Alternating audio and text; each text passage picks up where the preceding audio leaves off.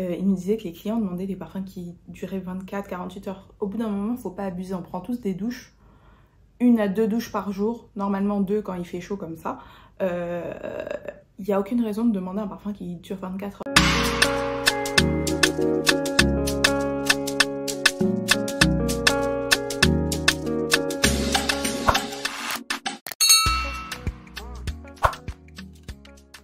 Bonjour à toutes et à tous, bienvenue ou re-bienvenue sur ma chaîne, je suis Iman et aujourd'hui on se retrouve pour la revue de la nouveauté élissable, le parfum Bridal.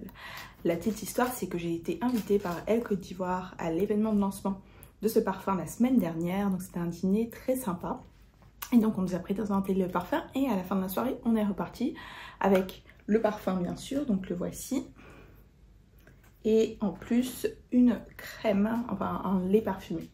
Donc layering, on va en parler de toute façon. Donc aujourd'hui c'est la 3e fois que je porte ce parfum.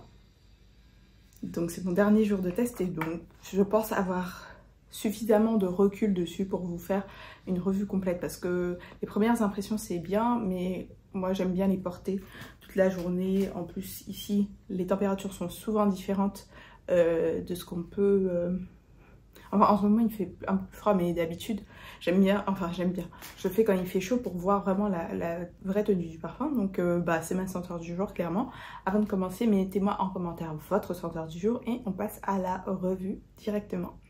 Donc, ce parfum, c'est un flanker de Élissable Parfum. Donc là, c'est la version Bridal. Et l'idée derrière, c'était de représenter un voile de mariée en parfum. Parce qu'il faut savoir que la marque Élissable est très connue pour ses soirées, et ses robes de soirée, pardon, mais surtout pour ses robes de mariage qui sont absolument magnifiques.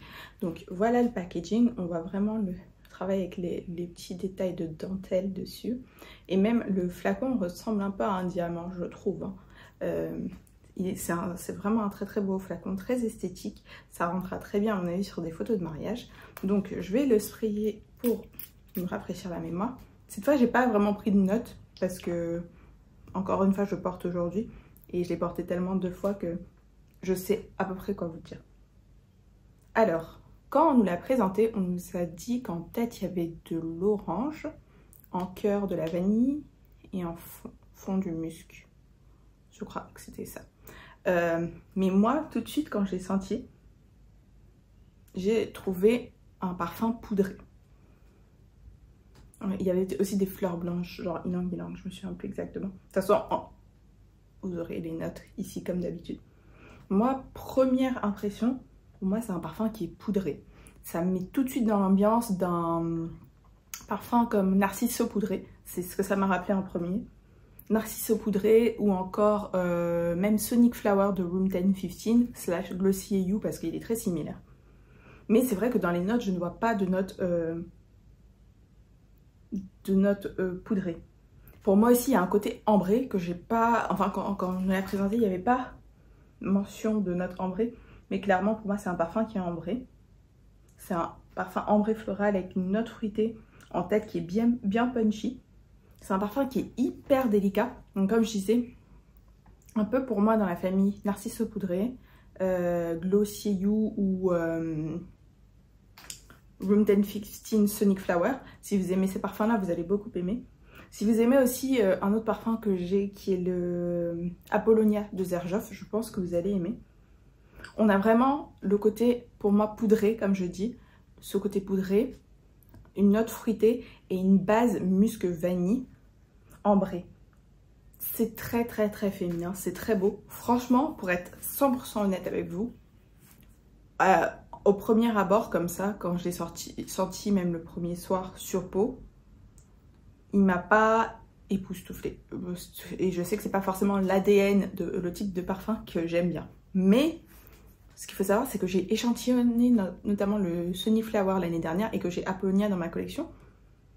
Et que vraiment en le portant surtout pendant la journée, en période avec quand même de la chaleur, j'ai beaucoup apprécié parce que le côté poudré est certes là, mais la petite note fruitée apporte vraiment du punch et un côté un peu comme de l'énergie, si je peux dire ça. Après, en termes de projection, voilà, ne vous méprenez pas.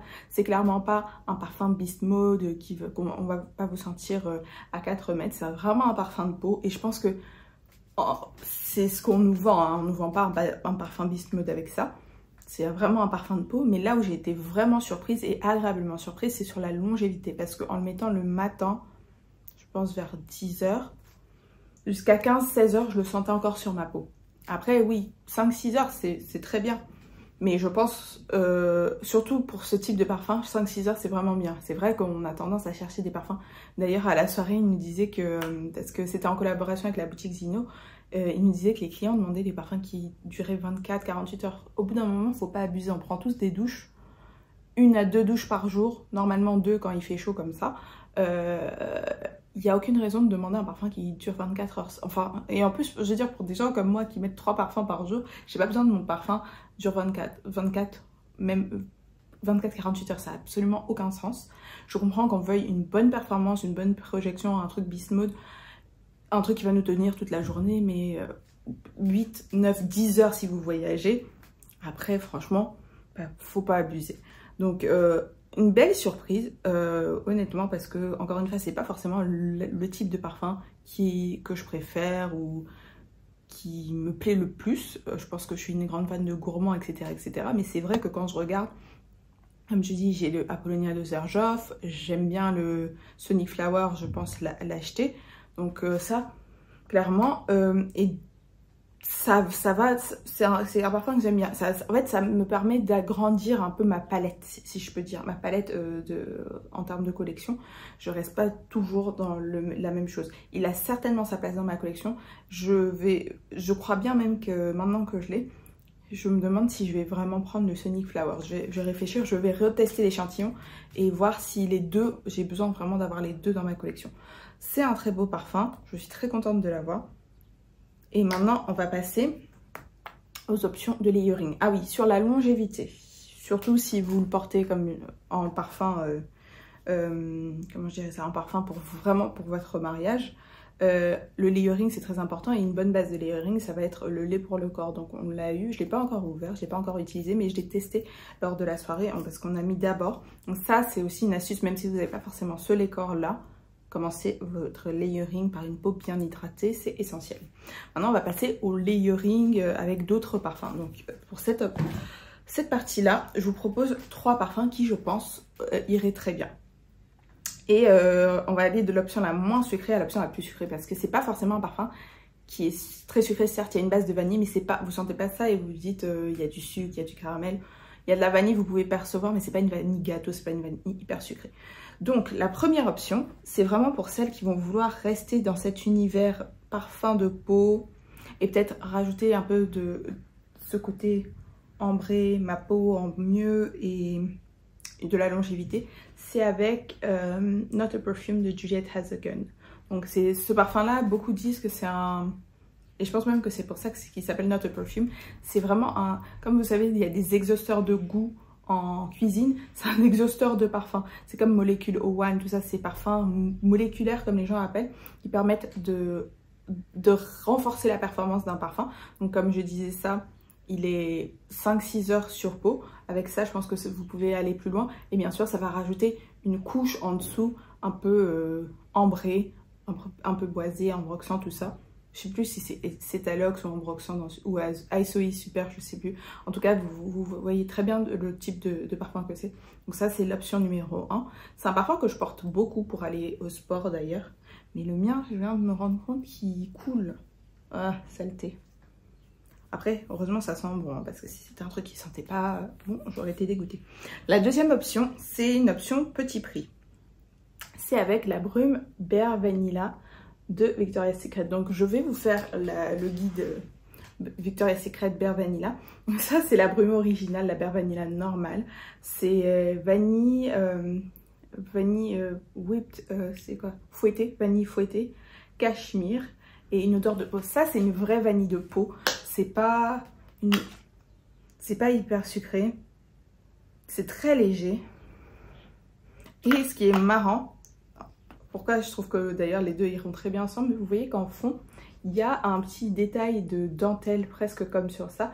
Donc franchement, je pense que la prochaine fois que je vais porter ça, je mettrai un layering avec la Bare Vanilla. Je pense que je le porterai pour rester à la maison pour la journée. Ça ira très bien. Je pense que ce parfum, je le mettrai beaucoup pour dormir, pour aller au sport et pour chiller. Je tenterai certainement pour les layering pour le coup. Si je le porte pour sortir, je le porterai en layering. Et je pense que le layering que je vais privilégier à ce moment-là, ce sera avec ça. Donc Love Don't Be Shy. Avec ça. Parce que Love Don't Be Shy, on est aussi sur un parfum fleur d'oranger, beaucoup plus sucré. Ça, je pense que vous le connaissez, côté marshmallow. Je sais plus s'il y a de la vanille, il y a du caramel, il y a du sucre.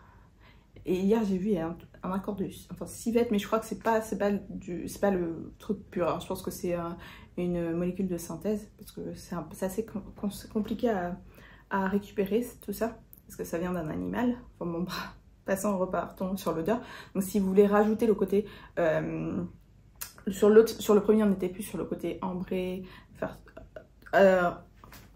améliorer la performance. Sur le deuxième on n'était plus sur le côté vanille de peau, donc rajouter la vanille. Là on est sur la fleur d'oranger, le côté sucré. C'est vraiment si vous aimez les parfums sucrés comme moi. Je pense que ça va être ce layering là avec le Bare Vanilla qui seront mes favoris.